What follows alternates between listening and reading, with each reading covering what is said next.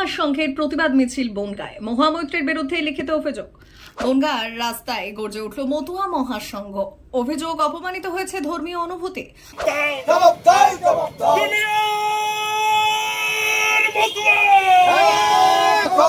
মতুয়া ধর্মাবলম্বী মানুষদের উদ্দেশ্যে অপমানজনক মন্তব্য করার অভিযোগ ঘিরে উত্তাল হলো বনগাঁ। আমাদের দলের একজন সাংসদ হয়েও আজকে মতুয়া ধর্মের মানুষদের যে মনোভাবে যে আঘাত দিয়েছে, ধর্মীয় আঘাত, সেই আঘাতের প্রতিবাদে আজকে আমাদের এই আন্দোলন এবং আজকে আমাদের এই মিছিল। মহামৈত্র যিনি আমাদের দলের সাংসদ, তিনি মতুয়া ধর্মের যে আচারি নিয়ে যে বক্তব্য, সেই আচারির মালা মতুয়া ধর্মের একটা ধর্মীয় ভাবাবেগের সঙ্গে আবেগের সঙ্গে জড়িত। তাকে তিনি যে ভাষায় তার বক্তব্য ব্যক্ত করেছেন, তার বিরুদ্ধে আমরা তীব্র ধিক্কার জানাচ্ছি। শুক্রবার অল ইন্ডিয়া মতুয়া মহাসংঘের উদ্যোগে বনগাঁ থানার সামনে প্রতিবাদ মিছিল ও বিক্ষোভ কর্মসূচি পালন করা হয়।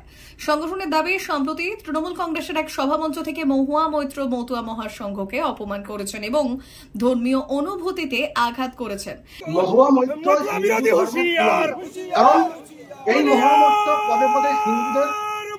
অপমান করে বিগত দিনে আমরা দেখেছিলাম, আজকে মতুয়াদের এবং সমগ্র হিন্দুদের মতুয়ারা গলায় ধারণ করে তরঙ্গমালা, মানে আমাদের নারকেল খাই, সেই নারকেলের যে মালাটা হয়, সেই মালার থেকে তৈরি করা হয় তরঙ্গ। আর কাঠের মালা ব্যবহার করে তুলসী কাটতে শুধু মতুয়ারা সমগ্র হিন্দু সমাজকে প্রবণিত হয়। এটা তাদের চরিত্র, তৃণমূলের কালচার, তারা জানে হিন্দুদের যত অপমান করা যাবে, মুসলিম ভোট না একটা হয়। মহামৈত্র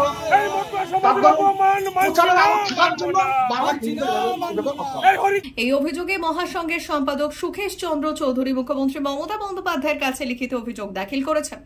পাশাপাশি মহামৈত্রীর বিরুদ্ধে যথাযথ ব্যবস্থা নেওয়ার আর্জি জানানো হয়েছে। এদিন বনগাঁ থানায়ও মহামৈত্রীর বিরুদ্ধে লিখিত অভিযোগ জমা দেন মহাসংঘের পক্ষ থেকে।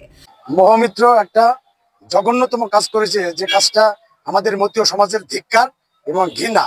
কাঠের মালা এবং আচার মালা, এ কোনো বিভেদ নাই, এটা আমাদের একটা ধর্মীয় প্রতীক।